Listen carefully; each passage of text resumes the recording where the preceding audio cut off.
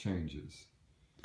This is the 5.5 gallon sump that I had created for the tank. You can see the baffles and whatnot in here. There's some sand in here and whatnot. It's dirty. It's no longer on the tank. I figured might as well try something new. This thing it was nice. It left me half of the stand, inside of the stand. But in the grand scheme of things, the skimmer needs 8 inches of water, which leaves me very little room for air as far as back overflow or whatever. And I got a pretty big battery backup on there. We don't really have power outages here, so it's really not an issue. But nonetheless, I haven't seen very many reviews, very much information on the Eshopps Nano Refugium. So this is some of the information. It's 14 by 14 by 16. I'm sure you can read that, so I'm not going to read it all to you. Like I said, there's very little information on these sumps.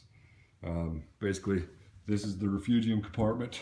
This is the skimmer compartment, and back here we have a return compartment, and this is the drain compartment.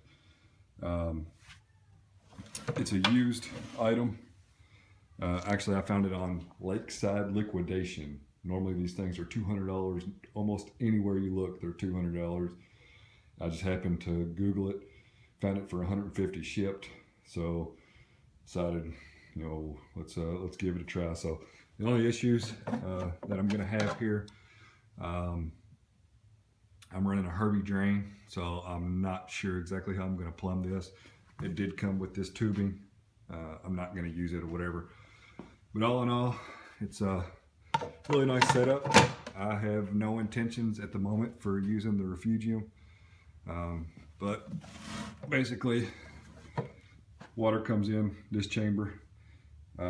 Once it comes in this chamber, it does a couple of things here. It comes into the Refugium. Inside the Refugium, it'll go down this foam, this little platform here, and under that platform is direct line to the return pump. The other thing the drain does is the input there is from the drain from the tank, and then it'll get it'll be directed into the return chamber. So all in all, it's dirty, so I just need to clean it up or whatever. I'm pretty excited. It's a pretty nice, really nice piece of equipment. I'm gonna get this thing hooked up hopefully tomorrow or maybe sometime this weekend or whatever. Right now I'm not running anything through the tank. I just have the wave maker on or whatever. But like I said, there's absolutely no information or very little information on these on YouTube. So I'm going to document this process, and hopefully this can point somebody in the right direction. I was fully prepared to pay the $200, but like I said, I found a Lakeside Liquidation on, I just happened to Google it. They only had one, so I bought it, and it's got the filter sock, which I don't know if I'm going to run or not, but you know, I have that option now, which I didn't have that option with the smaller sump. Can't remember exactly how many gallons this thing will hold, but get this filter sock back in there. This is the side-by-side comparison. So 5.5 gallon tank and the 14 by 14 by 16 Eshopps Refugium. So since I've decided to change the sump here, it's probably not the best view of it in the stand.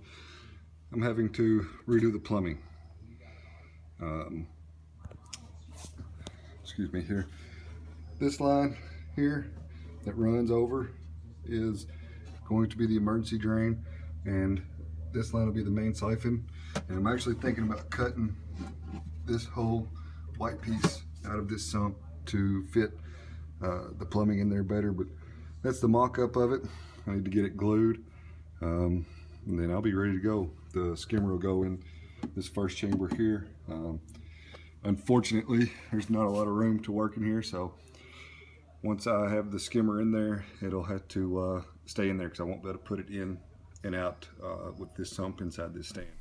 Alright, since I started the cycle of the tank, I've been using the API Freshwater test kit, and it'll give you pretty much a good idea of where your ammonia level is.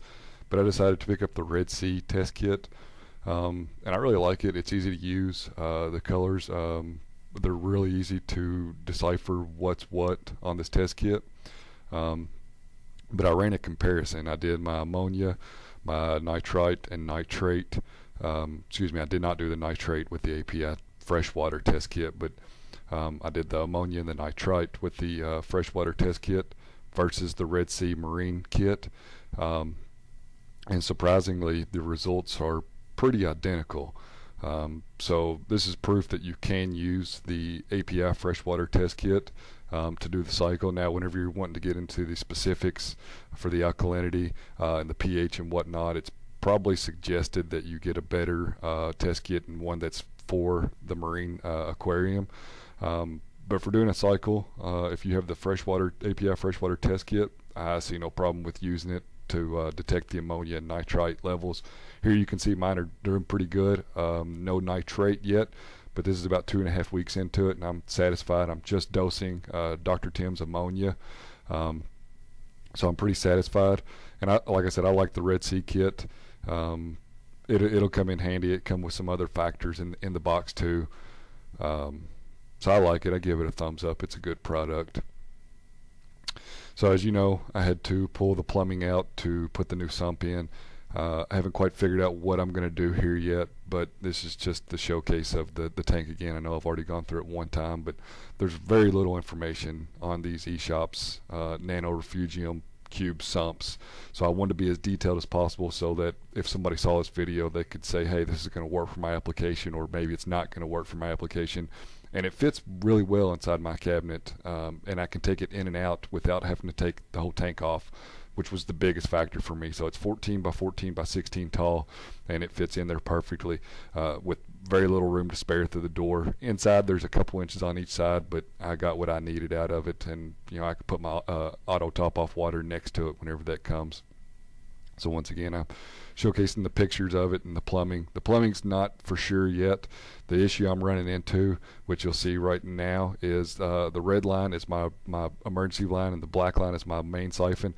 And what I'm thinking about doing is cutting where that red line is so that I can just drop my main siphon line in there.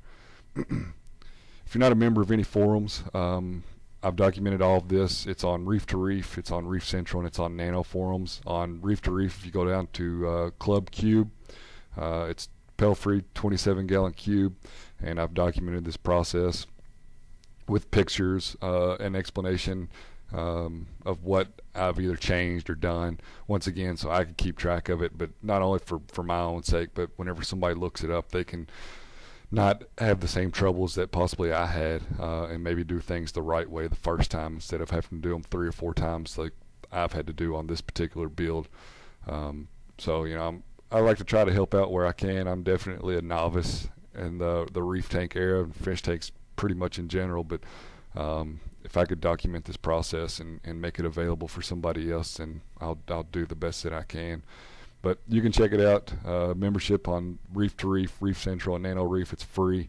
And once again, I buy a lot of my used equipment off of these forums. And if you're not a member of them, there's a lot of good information aside from the stuff that's for sale. But on Reef Central, if you go to the main forums and it's in the Nano tank section, they don't have a cube section. Once again, it's 27-gallon build, and then on the Nano Reef, it's in the member section, 27-gallon cube. My name's Pelfrey on there again. So thanks everybody for watching, and hopefully I've taught you something about the Nano Cube. Reef on.